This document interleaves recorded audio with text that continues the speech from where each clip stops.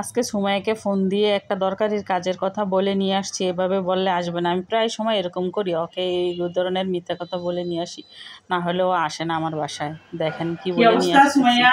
শুনুন। কেমন আছো? কি করো? ঘুমাইলে হবে না, ইমার্জেন্সি আমাদের বাসায় একটু কাজ আছে, একটু চলে আসো জলদি ঘুম থেকে উঠে। কাজ আছে, বলা যাবে না, তুমি আসো, ইমার্জেন্সি আসলে বলবো পরে। হ্যাঁ, বেশি দেরি করো না, উঠা হাত মুখটা দিয়ে ফ্রেশ হয়ে চলে আসো, আমাদের এখানে নাস্তা খাবার আর ইমার্জেন্সি কাজ আছে, ঠিক আছে? ওকে বাই, জলদি আইসো।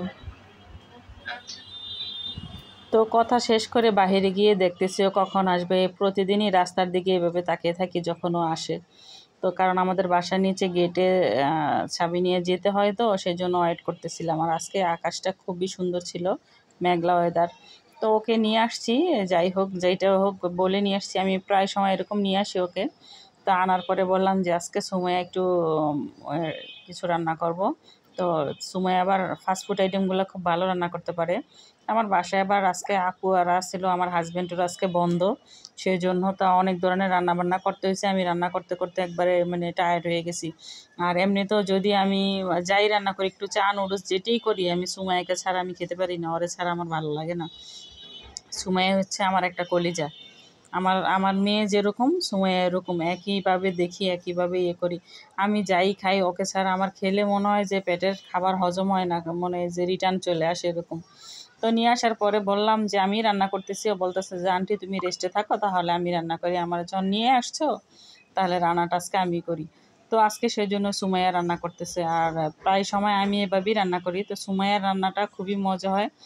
ফাস্টফুড আইটেম যেটাই রান্না করে খুবই ভালো হয়। তো বাংলা আইটেমগুলো তত একটা ভালো পারে না, ফাস্টফুড আইটেমগুলো যেরকম পারে। তো আমরা বাংলা ইংলিশ যা আছে সবই রান্না করি।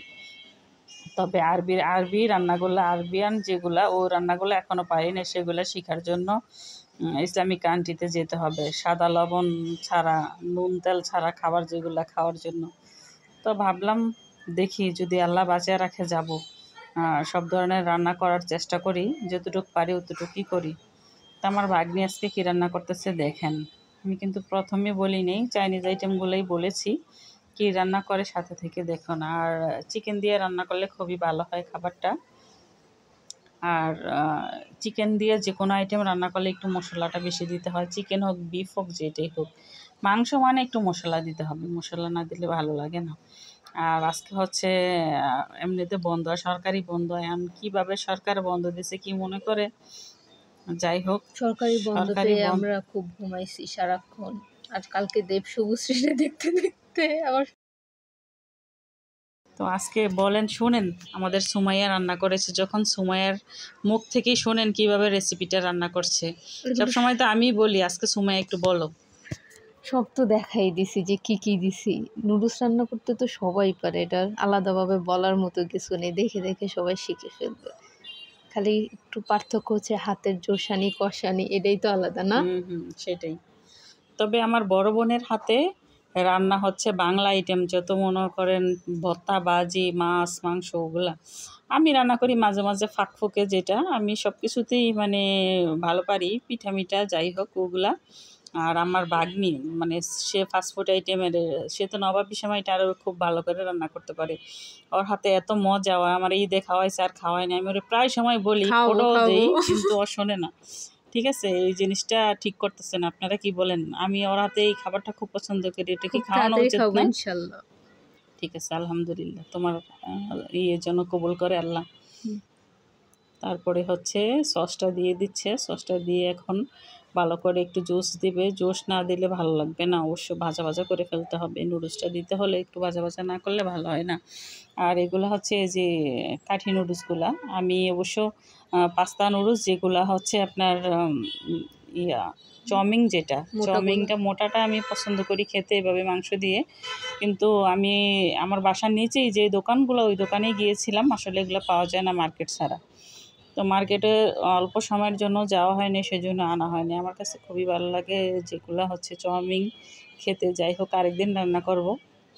আর আরেকদিন রান্না করলেও সেটা আপনাদের সাথে শেয়ার করব।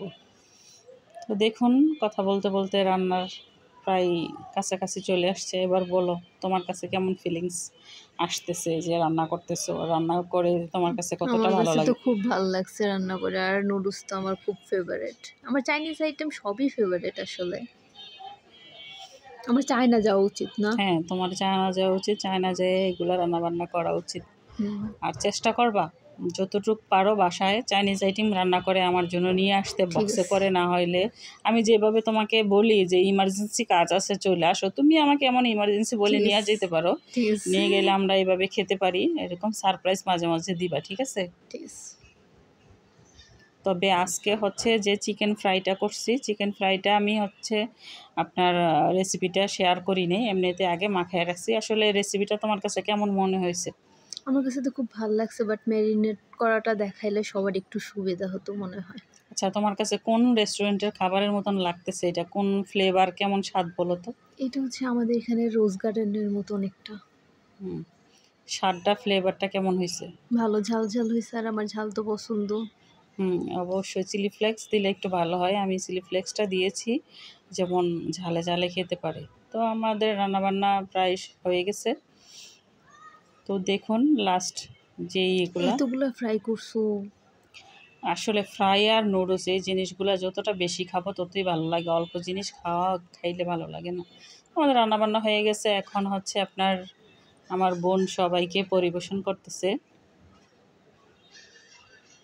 বড়াপু করতেছে। আমরা তো এক একজন এক একটা, আমি তো ওর সাথে থেকে বকবক করতে করতেই তো ওরে বিনোদন দিয়ে দিয়ে রান্নাটা কমপ্লিট করলাম। আর হচ্ছে আমার বোন, এই কোকের কাহিনীটা একটু বলো। হ্যাঁ, কোকের কাহিনী হচ্ছে আমার মেয়েকে বলছি কোক নিয়ে আসতে। আমার মেয়ে যায় ছোট একটা কোক নিয়ে আসছে, যেটা হচ্ছে 20-25 টাকা দামের, ওর জন্য, নিজের জন্য।